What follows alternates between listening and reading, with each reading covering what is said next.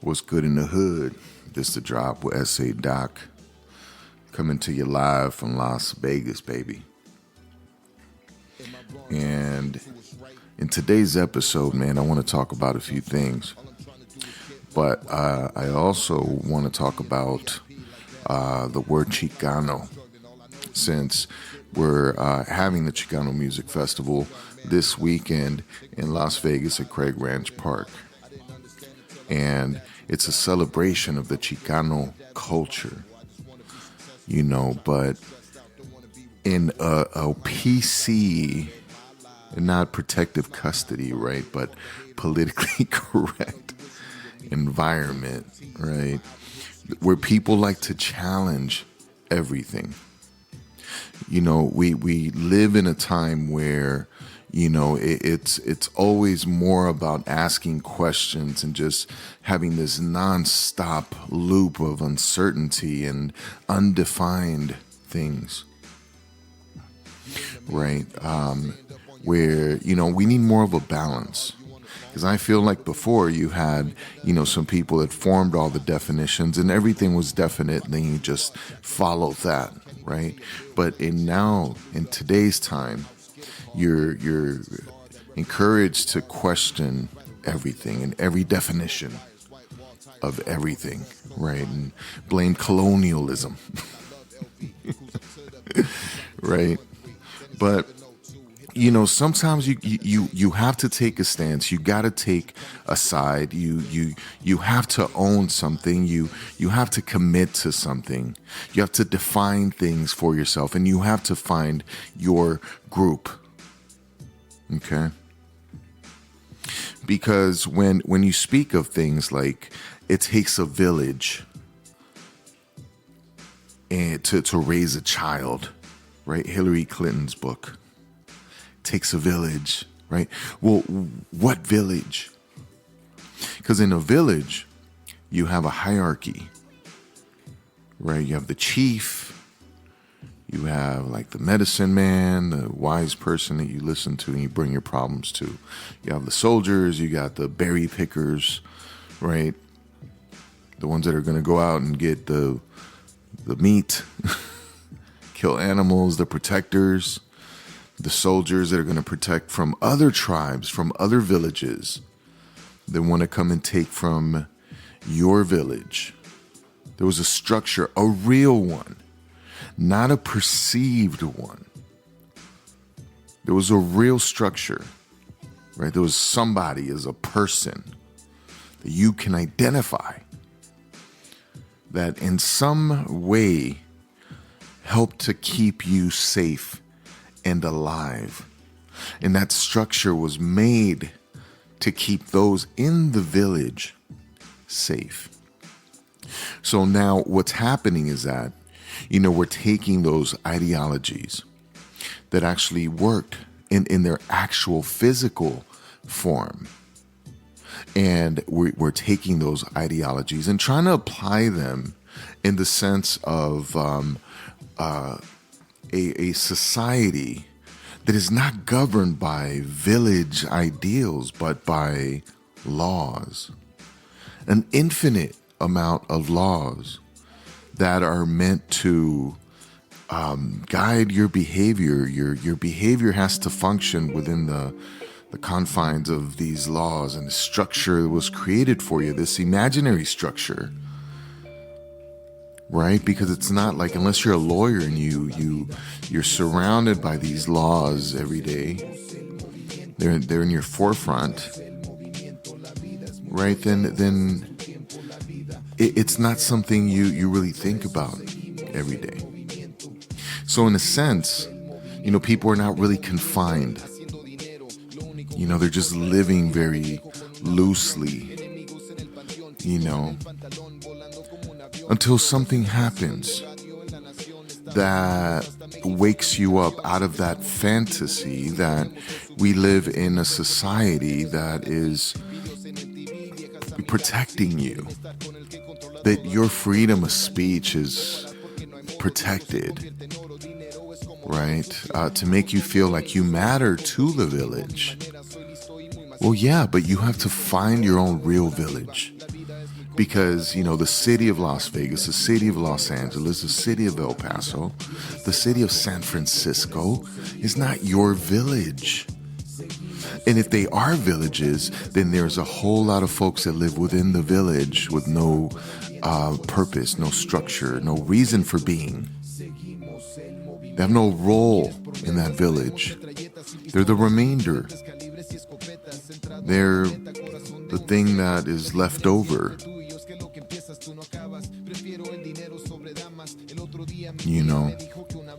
So it's not really a village that we live in. It's a very complex structure, albeit I still believe in the idea of America and in the idea of the United States. We're just going to get right in. So the intro actually turned right into, the show itself. But I still believe in it because the United States now as a country, the country of America, right, claims no religion now. And we have taken the religious structure out of it, saying, hey, if you want to have no religion, you want to have your own religion, you want to be an atheist, you want to be a devil worshiper, we welcome you. Right? In dropping off my son at school, right? And as I'm walking away, because I always wait until they close the door, right? I want to make sure he doesn't try to sneak out, right? So I'm not the parent that'll go and drop off his son and then just kick him out of the car, just open the door and then kick him out and then watch him walk towards the school and then drive off, right? So actually, I get off and I walk him all the way up there and then I stick around until they close the door, and then once they close the gate, then I walk away. As I'm walking away, okay, I'm hearing the Pledge of Allegiance. And it takes me back to, when I was in school, right? And then sometimes I'll sit there and, put my hand over my heart and say the Pledge of Allegiance, Pledge allegiance to the flag of the United States of America, to the republic, is that how it goes? For which it stands, one nation, under God. Under God. So that it's unchanged. It's in our Pledge of Allegiance. It's still there. Right? So we live in very confusing times where, the powers that be will not commit to anything. Okay, will not take a stand on one thing because they're too busy trying to please everyone. Everyone, even if they have contradicting ideas, it doesn't matter. But they're not showing you how to coexist with people who have different ideas than you. And these aren't only just, general spontaneous idea. These are ideals for how you live your life. These are profound things for people. Right? So you have all these groups that just want to, convince one another of how they should think. And you have one group, trying to convince another group of how to think and why it's justified. Right? Because you always want to justify your behavior when you're crossing someone else's boundaries. You want to try to justify it. Oh, it's justified. Oh, but this. And then you throw a cause. And now you're justified in overstepping someone's boundaries and even hurting someone. That justification goes a long way, doesn't it? So society has said, hey, believe what you want. Just don't be a Muslim. Right? With all due respect, I think that's the probably one of the things that's not tolerated in the United States. There's too much game in that. When you think about Malcolm X and people that are still professing and speaking on behalf of the Nation of Islam, and they make a lot of sense in the way that they've analyzed the states. And again, I'm not pro or against this, right? In a sense, I'm a fan of Obama to an extent, not more so not about the policies per se, but more so his delivery of his message and him just being a big old Mac about the way that he communicates things. He's a great speaker. And he's a leader. Not to say that he's a great leader, or you may not agree with his policies, but all in all, he's still a great leader because he's able to move people with his words. But one of the things that he said that he taught his children is that we live in a world where people all have different ideas about things, and they all have different religions, and to try and learn a little bit about each one. Perfect sense. I mean, it makes total sense to me. And I teach my children the same because it's true. And I want my children to have the truest idea of the place where they live. I'm a believer in, if you want to believe in fantasy, great. Let that fantasy serve you. Right? We all have different preferences to what we want our fantasy to be. But me, I teach my children that there's all kinds of different people in the world that believe all kinds of different things. And if it works for them, then it's likely because it's programming that they had early on in childhood that, within that structure, they can tap into their inner soul, so to speak, and then connect to the universe. Because in a sense, that's what I think a religion does. It allows you to tap in and connect to the universe around you in some way. So whatever mechanism works for you, I respect it. But don't think that your mechanism will work for me because we don't necessarily have the same programming. Maybe you're a Mac and I am a Windows computer. So your program is not compatible with mine because we were built differently. Although we do the same thing. We're computing machines. Right?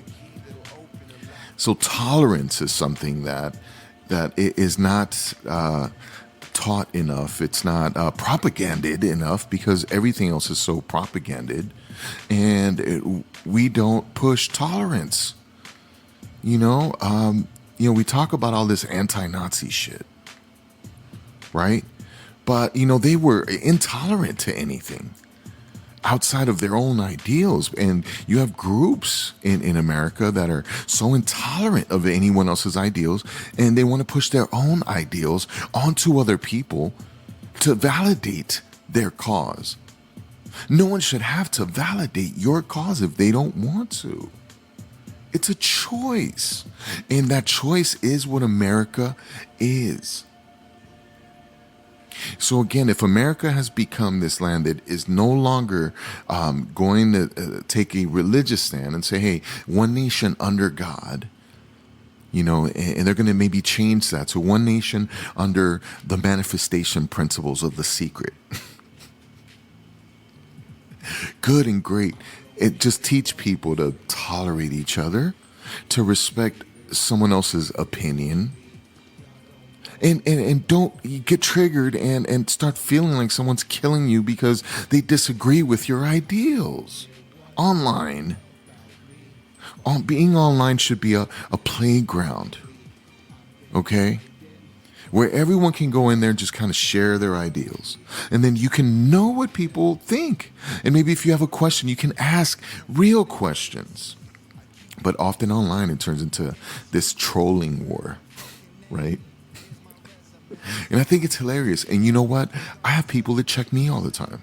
If I happen to get hooked into an argument and I notice that I'm investing too much in that argument and it's actually taking up my time and I'm having to like use real resources where I'm having to cite examples and shit, right? It's apparent that all I'm trying to do is win that argument, right? It's apparent that that's all that I'm trying to do. At that moment, it becomes about me controlling my own internal triggers and maybe cutting that conversation off. And just put it down and never see it again. Right?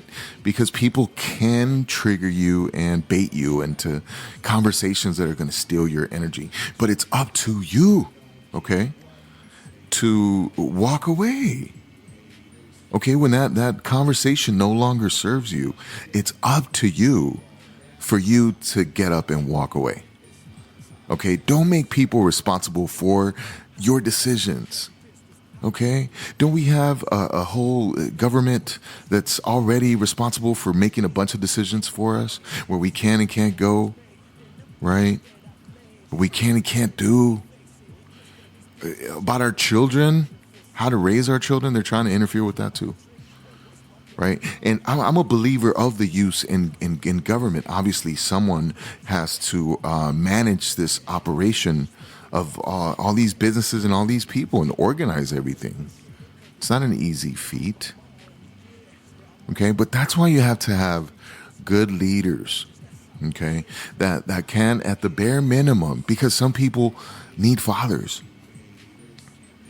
or good mothers. I mean, whomever, the leader, the missing leader of your tribe is. So maybe if you were raised by your mom, maybe you're missing that fatherly figure. Maybe you live with your dad. Maybe you're missing a motherly figure, right? I'm not going to get baited into this whole, which is superior, a man or a woman.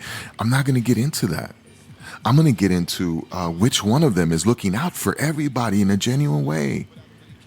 Which one is actually looking out for both the men and women in my family. Okay, because I don't rank one over the other in my family. Okay, I have a mother, a grandmother whom I love and respect very much. I have children, both men and women, grandson. Okay, so I'm not going to say that one is more important than the other. One is more superior than the other. Okay, I'm going to support whichever one is looking out for both of them, and not only by words but by action. And the way that it seems nowadays, it's like people are just so lost. They just seem so lost. They don't know what to believe.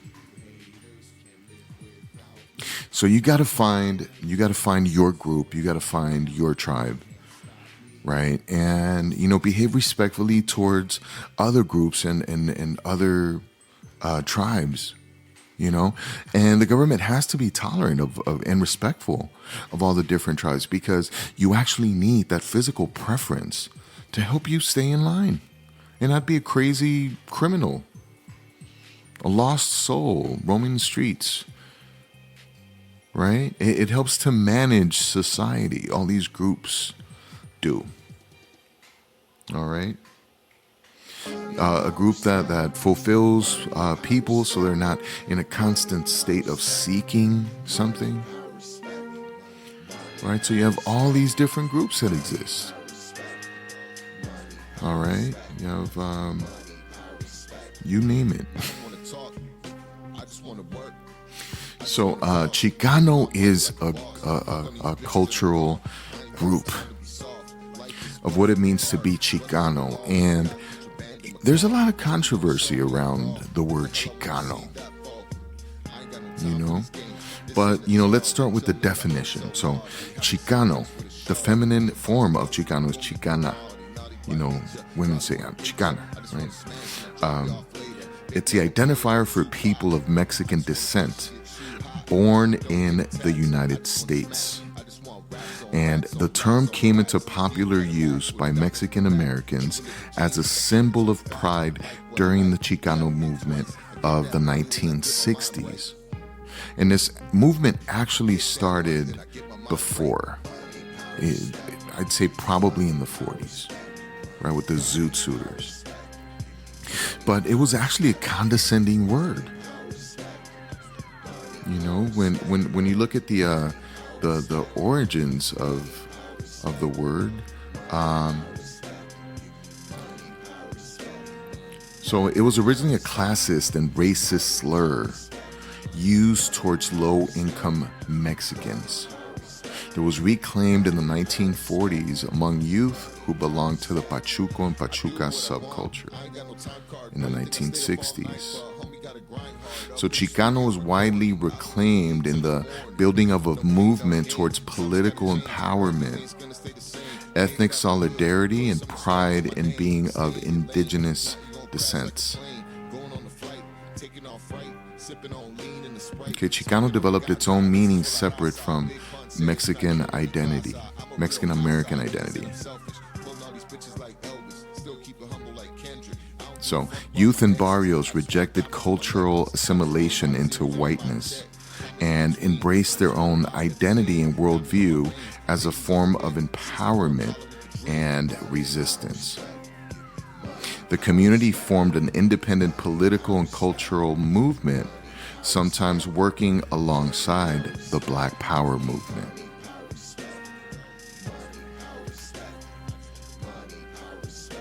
It's all about, ultimately, I mean, there's so many different reasons, right? When we talk about political empowerment, obviously the folks that are making decisions for what governs what you can and you cannot do, we want to be involved in that, right? But again, you know, this being a classist,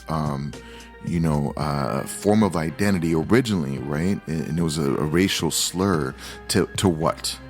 To identify you and to keep you in your place, right? Or why would there be a need for Chicano empowerment and political empowerment? Why? Because it was non-existent.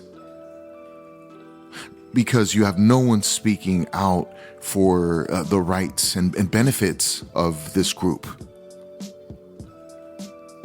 And America being this melting pot, right, where eventually the idea of America and of the United States is for everyone to have equal rights, right? Individual, you have your rights under God. That's the idea. There's nothing wrong with that idea. Okay, I feel that that's the reason why America has so much global appeal, is because people have a need to feel free. Okay, because you can be in a society that's perfectly functioning as a global power, right? And the business of that country is working to the country's benefit.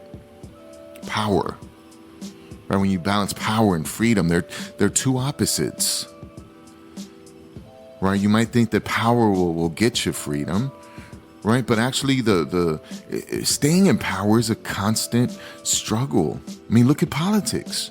Every day you're arguing with someone, you're defending something, right? And it's to the point where it leads to war. When you look at different, places in the world where there's constant warfare, in the Middle East, constant warfare amongst the neighboring nations over different ideals.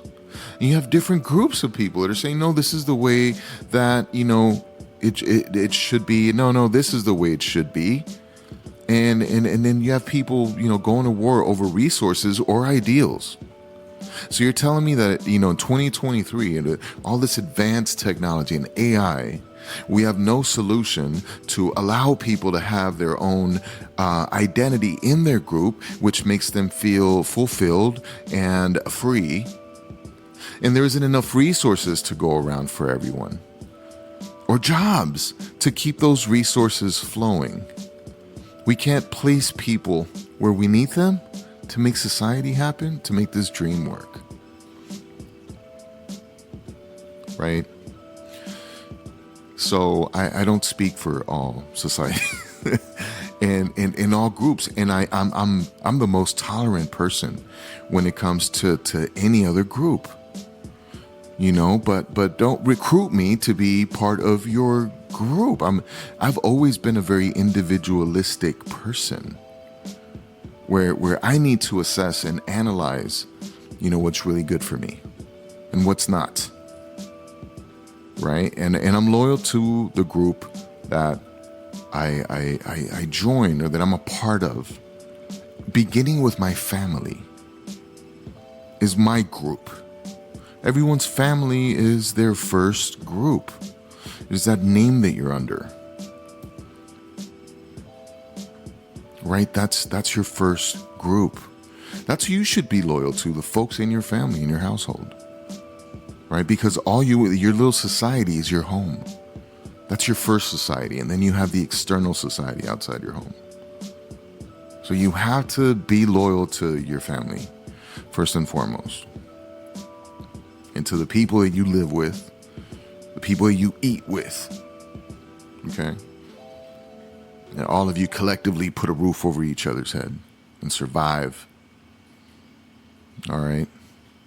So again, the Chicano movement comes from, where even on like a ballot, you have to, check the box as white, right? As far as your race, because Mexican is not a race. And most Mexicans don't necessarily claim to be indigenous, even though that's what we are. But again, Mexico's a melting pot similar to America. So you have a lot of mixing. You have Germans in Mexico. I have cousins that are Germans. They're half German. There's Chinese. There's black Mexicans. It's this big melting pot in Mexico. Right? So that's why you can't truly say, oh, well, that's the race that I am. So you got to check white But the thing is, you feel funny because walking around in the States, if you have a big nopal on your head, you can't really claim yourself to be white. You're treated differently when, someone comes up to you and starts speaking to you in Spanish that doesn't speak Spanish. And then that's a way for them to kind of, put you in your place a little bit, right? You're like, you're not like us, Pedro. Right? But you got to shrug it off. And the only way for Chicanos to continue to be empowered is, for us to continue to get educated. And when I say educated, I don't only mean, college education that's going to indoctrinate you to, see things a certain way. And you need to be an individual thinker. You need to take all that education and then add some more education on top of it. And then just make sure that all your output is unique. It's unique output. That's your contribution to the world. And that's how you represent for Chicanos. Put a Chicano president in the White House. I want to see it. All right. But, Chicano, it's about indigenous. It's about embracing our life here in the United States, man. It's about lowriders, our music, our Chicano music. All right. Like Malo, Tierra. Okay. The folks who are representing for the Chicanos during this music movement. Chicano rap is part of Chicanos representing in this musical arena. Okay? Where although, Mexicans and Latinos were a part of hip hop from its inception, right? Chicano rappers were telling a different story. okay, about our upbringing. Again, all coming from the zoot suits, back in the 40s, and then the whole culture with the lowriders, LA culture, Southern California culture. All right, so Chicano rap also tells that story. And it was our way to form our own avenue, our own subgenre.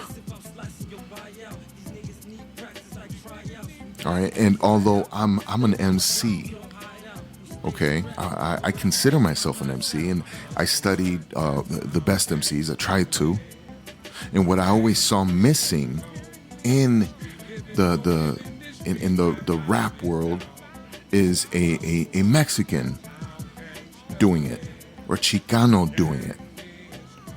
Right, big ups to Big Pun. Right, I'm a super fan of Big Pun. I'd argue that Big Pun was one of the best to do it. That's a Puerto Rican brother, not a Mexican. So for Mexican, we have people like, Kid Frost, who was on the national airwaves, and La Raza was this humongous hit, and you have folks like Bash, like Baby Bash, again, worldwide hits, right? But there was always, where's that Mexican lyricism? Where's that Mexican Eminem? Someone that can compete on that level and represent for our group. All right, because our group has supported that music from its inception. Chicanos have supported the rap movement since it started. I know I have. I remember my mom throwing away my Eazy-E tape and my 2 Live Crew tape, back in the 80s when my family used to live in LA. She found it, and my mom was always like looking through my stuff. She found my Eazy-E tape and she tossed it, my 2 Live Crew tape and she tossed it, And, but again, it was always a thing to try to have our product up to that spec, up to that level of quality, so I love my Chicano people, my Chicanos. Thank goodness they didn't, do this whole Chicanx. And I don't know if they did, but I think that's just hypervigilance, man. Where you're just looking at everything with too much detail. Again, just look at things and take what's useful, okay? Because we live in a society where we tend to keep looking at what's wrong with things versus looking at what's right with things. And again, this is part of the agenda to destroy people, I think. Because why would you want people to be intolerable of what they believe? Why wouldn't you teach people to accept ideas, to get along, to look at the good in things as well as the bad? You look at the things that are useful, the things that are not useful, and make suggestions. But overall, you respect people, right? Because we're still seeing consequences when the disrespect goes too far. And then you find that you don't have a policeman that follows you around protecting you. That if you get into some trouble and you call for help, it's going to take a while. But usually by the time that something can be done about it, it's too late. Right? The incident has already occurred because incidents happen in seconds. So that's where respect comes in, because via respect, you can avoid a lot of violence. Because violence begins with an argument. Violence begins with non-tolerating or non-tolerance of another. And often there's absolutely no threat originally. There's no threat to you if you believe whatever you believe. There's no threat to me. If someone wants to wear whatever they want to wear, or dress however they want to dress, or identify however they want to identify, it doesn't pose a threat to me. So I'm tolerant of it. So if I decide to be this, why is that a threat to you? Unless you're not convinced in what you're doing, that you need to validate it via convincing me. You don't need to convince me for you to live how you want to live. And I don't need to convince you. If I'm so convinced that what I'm doing is right, I don't have to continuously question it via arguments with someone that doesn't believe what I believe. And me be so insecure in what I believe that I'm compelled to want to convince this other person that what I think is the right thing. You know, the internet's crazy.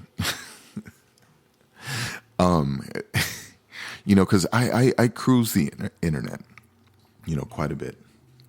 Cruise. I think I need something to drink. Can you hold? Grab a water real quick.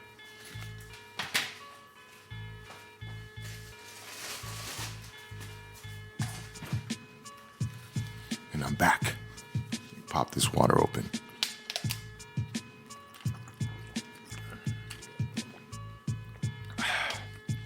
Water. So, there's just so many, you know, so many people that are just angry and lost.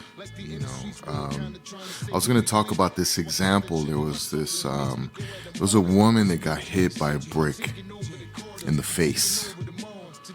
Okay, and some are saying that she was from Somalia originally. She was Somalian living in the States. I don't know if this happened in the States or if this happened somewhere else. But apparently, you know, she got whacked in the face by a brick, and, you know, thank God she's okay. Right? I mean, she's got a big lump, but, you know, it doesn't appear that, you know, there's any damage to her brain. But she's got a pretty bad bump. Okay. And I definitely don't condone that sort of violence. I shun that sort of violence. You know, because if whatever's happening, if it comes to the point where you're going to hit somebody with a brick, right? For one, you can kill them. You know, for two, you can kill your life, kiss your life goodbye. Good luck justifying hitting somebody with a brick. Okay? There's no reason for it, regardless of what. I mean, unless it's like some self-defense stuff, somebody got a knife, you know, it has to be appropriate. Right? So, you know, again, I hope she's okay. You know, well wishes to her as far as her physical health.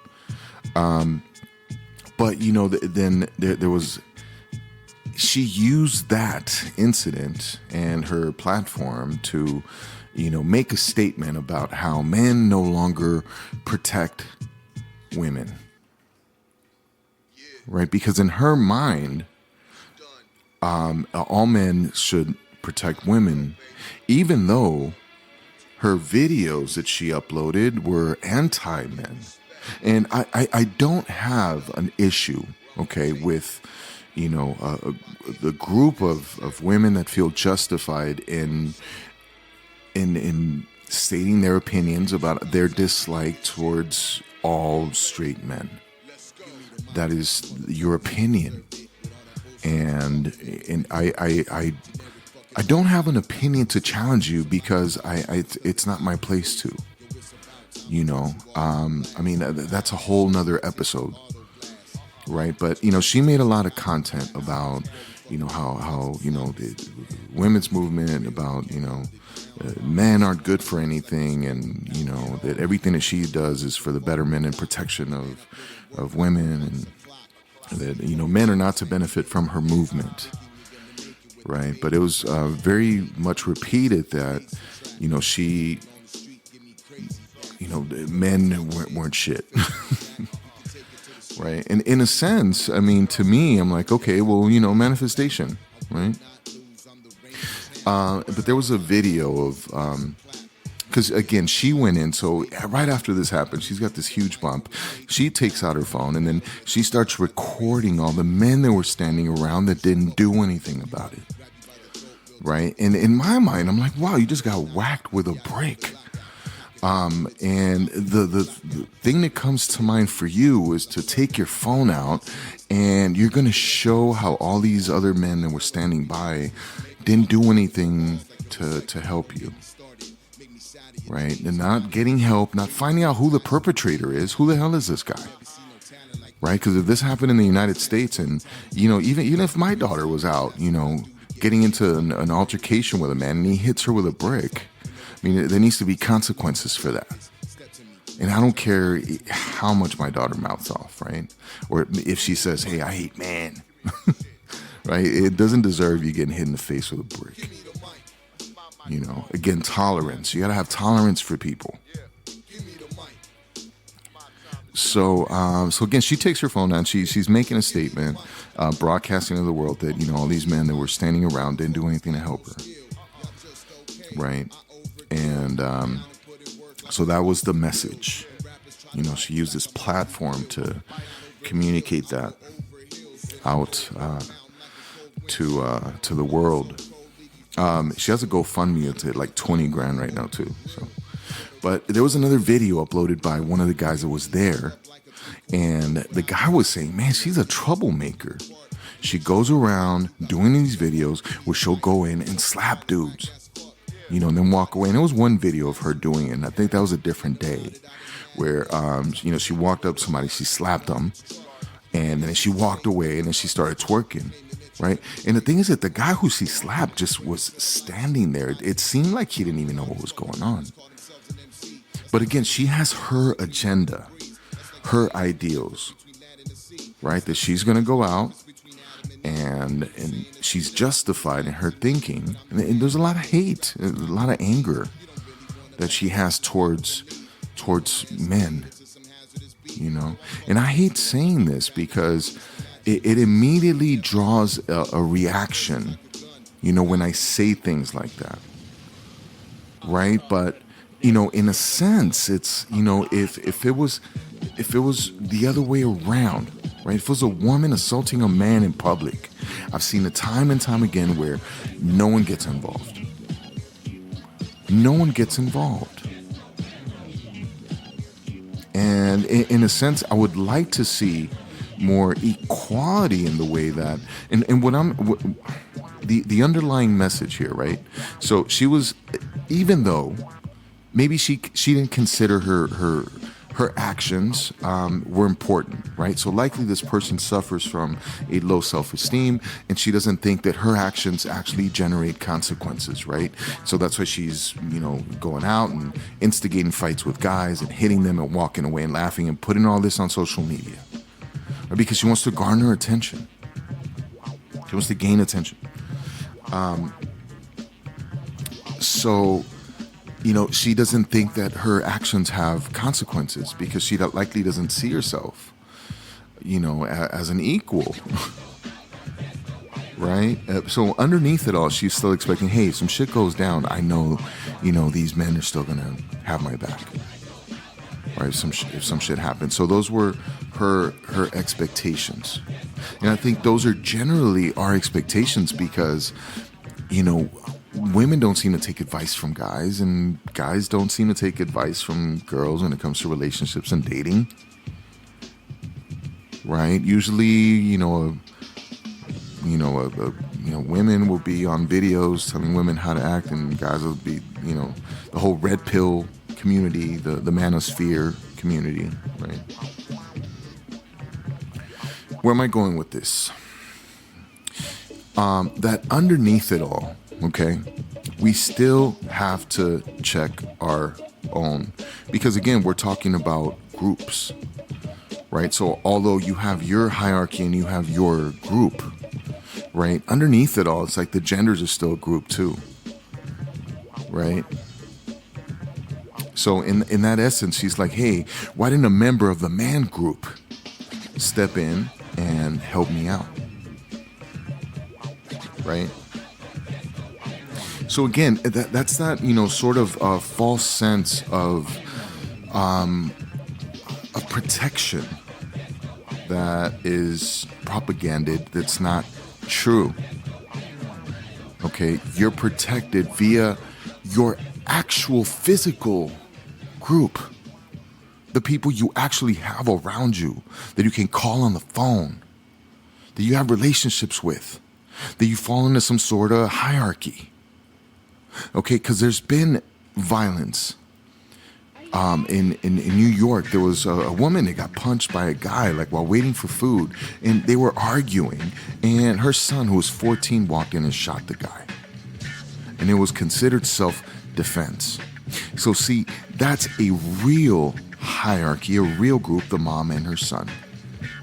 Okay, and because it didn't matter the hierarchy, because the mom is higher in the hierarchy than he is. Okay, but they were a unified group. And in that moment, he played the role of a protector. And he defended his mom and his tribe. That he had to defend his household by doing what he had to do. And that's real. It's not hypothetical. They didn't wait for a policeman to come. They had to do something in that moment. Okay? So that's why groups are important. Physical, real groups. Not hypothetical, imaginary groups in your mind.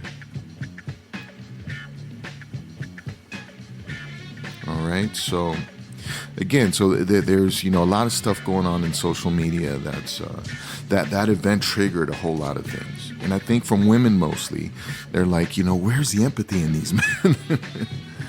And all the guys are seeing are the videos of her going around and slapping men, and then saying, hey, well, that's what happens. When you go to the zoo and you stick your finger in the lion's cage, it bites your finger off. Right? There was a guy that made a video, one of the guys that was there, and he said, what you all don't know, she's a troublemaker. She's out here constantly causing trouble, constantly, trying to get in fights with guys, and this is what happened. Again, I don't justify the break. Okay, that's my official stand. I absolutely don't. Because at the end of the day, I don't think that any of the men got injured anywhere near at that level of getting a brick to the face.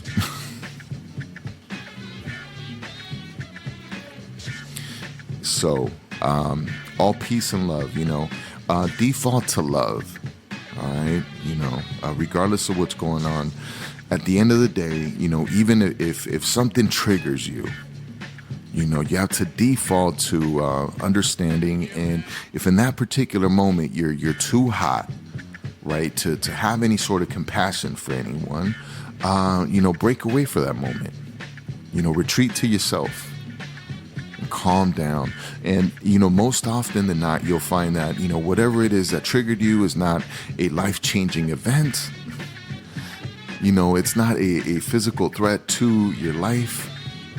And you can be tolerant of it. Okay? And we need to work together via communication. Okay? Regardless of what stand you take, what group you belong to, whether, whatever it is, men, women, gays, anything, anyone. Whatever stance you take, you don't identify to anything. Cool. Damn. Right? I identify as nothing. I identify as this. I identify as that. Okay. Tolerance. I tolerate you. You tolerate me. Because what's the other way? Because if we don't, then what? What happens if we don't tolerate each other? What's the worst that can happen if we do tolerate each other? The thing is that, the more chaos that's happening amongst the people, the easier it is for us to be distracted with our own issues that we create or we become a part of. And, we lose sight of the things that are really important. Whether that's spending time with your family, whether that's you investing in your kids, going to spend time at the park with your children, You go for a walk, go ride your bike, go for a ride, go for a drive, take a vacation, take in the world, take in the sights, because your life doesn't last forever. Not in this form. So enjoy your life in this form, however it is that you want to enjoy it. And when you have someone that's just so adamant about changing your mind and pushing their own ideals for you, you just don't give them any energy at all. You go what they call grave rock. Is that the term of how you deal with narcissistic people? You just stop giving them energy. You stop arguing with them. You stop trying to prove your point to them, right? You just cut off the flow of energy to people like that. Doesn't mean you're intolerant. It just means that at that point, you are receiving energy which is now physically impacting you, and it's impacting your well-being, right? So you have to know when it's time for you to cut it off and to, just start giving your attention to the things that actually matter. Manage your time. Because again, you're not going to be in this form forever. Max 100 years. Right? If you're lucky. Unless, there's something super awesome once this form expires and there's something, greater, right, in the afterlife. You're going to be like, oh, I wish I would have gone sooner. Right? So all in all, my Chicano people, my non-Chicano people, Chicanas, much love, much respect to you. Get out, be part of the community, be proud, be tolerant of other people. All right. And, be tolerant of yourself. Be proud to be a Chicano. Be proud to have this lowrider lifestyle that we lead. Those cars are beautiful, man. And some of these 1964 Impalas, man, cost as much as a damn Bentley. I saw one for like $250,000, man. And there was nothing special to it. It was just immaculate. And I'm sure it took a lot to build it up to that. But, 10 years ago, 15, 20 years ago, that car would have gone for $25,000. And now it's like $250,000. These cars are ridiculous. I had 2 Cutlass Supremes in my life, like 1978s, right? I had a 1972 Cutlass too that I wish I would have held on to, right? And just because that car needed some work, I ended up, just letting it go. And I let the other cars go too. And the thing is that I picked up those cars super cheap. They're like $1,000. And I think the 72 Cutlass, I got it for like $600. All right, but it was a long time ago. But the culture is beautiful, okay? The Chicana culture. I saw a skit on Saturday Night Live with Selena Gomez dressed up as a chola. And I don't know who the other girl was, but they were going back and forth, right? Just talking like Chicanas, Talking about, that's good, that's sad. I thought it was hilarious. And I'm so glad that, they're putting things like that on NBC, on national TV, and we're gaining some acknowledgement. And although it's comedy, it's satire, it's not demeaning, So all we want to be is included, I think, in the United States as equal people, and have our Chicano culture and have our Chicano festivals, the same way that you have like the Italian American festivals. We want to be included as we should be.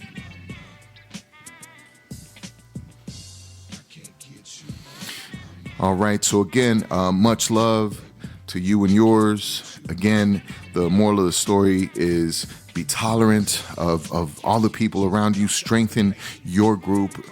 Get educated. Bring common sense and strength to your group, to your household, to your family. All right, and positive vibes. All right. This all shouldn't be much more than just a need to have a conversation. Stop with the hateration. All right, it's your boy S.A. Doc. I'm out. Peace.